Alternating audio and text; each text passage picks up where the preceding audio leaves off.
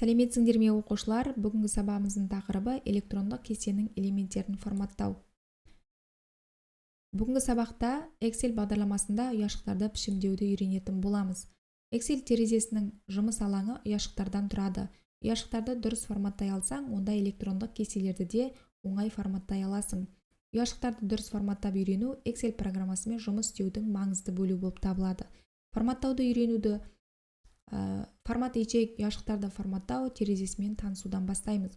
Ол үшін форматтауға тиіс ұяшықты таңдап, мысалға А1 ұяшығын таңдасақ, оны тінтуірдің оң жақ батырмасымен шерткенімізде экранда контексттік мәзір пайда болады, яғни бірінші суреттегідей. Сол мәзірден формат ячейка командасын таңдасақ, ұяшықтардағы форматтау терезесі пайда болады. Міне екінші суреттегідей. Ұяшықтарды форматтау терезесі 6 бөлімнен тұрады. Осы 6 бөлімге қазір жеке-жеке тоқталып өтетін боламыз. Бірінші число, яғни сан бөлімінде ұяшықты алдын ала сан, ақша, қаржы немесе мерзім, уақыт, процент, бөлшек және мәтіндік деректерге арнап қоюға болады. Деректер типін көрсете отырып, суретте көрсетілгендей әртүрлі форматтағы сандарды жазамыз. Ұяшыққа қандай сан жазсақ та, ол өзінің бастапқы форматын сақтайды. Мысалы, ұяшыққа мерзім бастапқы формат ретінде қойылып, оған басқа дерек жазсақ та, ол бізге мерзім түрінде көрінетін болады. Екінші выравнивание, яғни туралау. Теңестіру бөлімі ұяшықтағы деректерді оңға, ортаға, сол жаққа еніне, жоғары және төмен қарай туралай алады. Сонымен қатар мәтінді тасымалдауға, ұяшықтарды біріктіруге, ұяшықтың бағытын өзгертуге, теңестіруге мүмкіндік береді. Келесі бөлім ол шрифт, яғни қаріп бөлімінде ұяшықтағы деректердің түсін өзгертуге, сандарды дәрежеге немесе индекс түрінде жазуға, сызуға немесе өлшемін өзгертуге болады. Келесі бөлім ол бізде граница, яғни шекара, жиек деп аталады. Бөлімінде ұяшықты шекаралау немесе кесте жасай аламыз.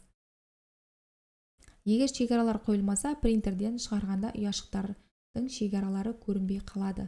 Ұяшықтарға қойылған шекара түсін өзгертіп, шекараны алып тастауға болады. Келесі заливка, құю, яғни бұл арқылы бір ұяшықтың немесе басқада толық кестенің түсін өзгертуге болады. Защита, яғни қорғау, ұяшыққа жазылған мәліметті өшіп қалудан немесе мәннің ауысып кетуінен сақтайды. Міне сен ұяшықтарды форматтау бөлімімен толық танысып шықтың. Осы білімді тиімді қолдансаң, кестемен жұмыс істеу саған қиынға түспейді. Ұяшықтардағы деректерді өшіруге, көшіруге, қоюға, тазалауға және редакциялауға болады. Егер ұяшықтағы немесе ұяшықтар тобындағы деректерді өшіру керек болатын болса, онда мәліметтерді ерекшелеп, пернетақтадағы delete пернесін басамыз, немесе редакциялау бөліміндегі очистить, яғни тазалау командасын таңдауға болады. Парақты баған мен қатарды өшіру үшін алдымен оларды ерекшелеп, содан кейін ячейка, яғни удалить, өшіру, ұяшықтарды өшіру командасын орындау қажет болады. Ұяшықтың ішіндегі мәліметті басқа ұяшыққа көшіру үшін, яғни вырезать қиып алу батырмасын басып, Ctrl+X пернесін басамыз. Ұяшықты көшіріп алу үшін копировать, яғни көшіру, немесе Ctrl+S пернесін басуға болады.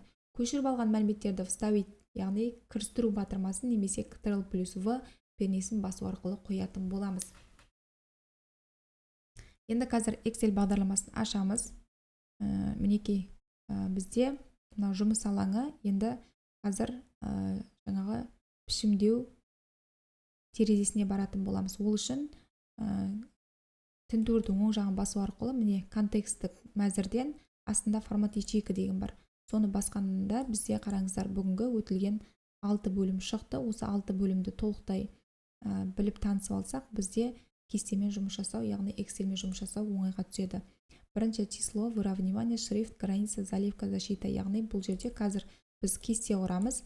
Кесте құру үшін бізге керекті неше кесте керек, сол шекараны осылай белгілеп аламыз. Белгілеп алғаннан кейін формат ячейка бөліміне барамыз. Барғаннан кейін қараңыздар, мына жерде граница деген жер бар. Осы жерде қазір осылай кестені сызамыз. Мінекей. Содан кейін ОК батырмасын басамыз. Басқан кезде бізде автомат түрде осындай кесте пайда болды. Енді қайтадан формат ячейкаге барамыз. Барғаннан кейін бізде заливка деген бөлімінде кестенің барлығын цветін өзгертуге болады, түсін өзгертуге болады. ОК батырмасын басамыз. Мінекей бізде кестеміз боялды. Енді қазір осы жерге кез келген мәтін жазып көреміз. Мінекей қала деп жаздық, иә. Енді осы жаңағы жазған сөзіміздің шрифтқа барып қарпін өзгертуге болады, жаңағы түсін өзгертуге болады. Осы жерден өзгертсеңіздер болады. Одан кейін «Вра внимание» бөліміне барып, осы жазған мәтінімізді қисайтып жазуға болады. Мінекей, ол үшін міне ориентация бөлімінде мына жерде надпись деген сөз бар, соны өзіңіз қай бағытқа қолданасыз, сол бағытты басып, окей батырмасын басқан кезде автомат түрде осындай жаңағы сөзіміз қисайып жазылып тұрады. Енді осы кестенің ішіне әріптер, сандар жазуға болады. Енді осы жаңағы кестенің ішіндегі сөздерді алып тастау үшін барлығын белгілеп аламыз да, пернетақтадағы delete батырмасын басамыз. Немесе осы главнаядағы жоғары жақта міне очистить все деген бар. Осыны бассақ, жаңағы кестеміздің ішінде жазылған сөзіміз автомат түрде өшіп кететін болады.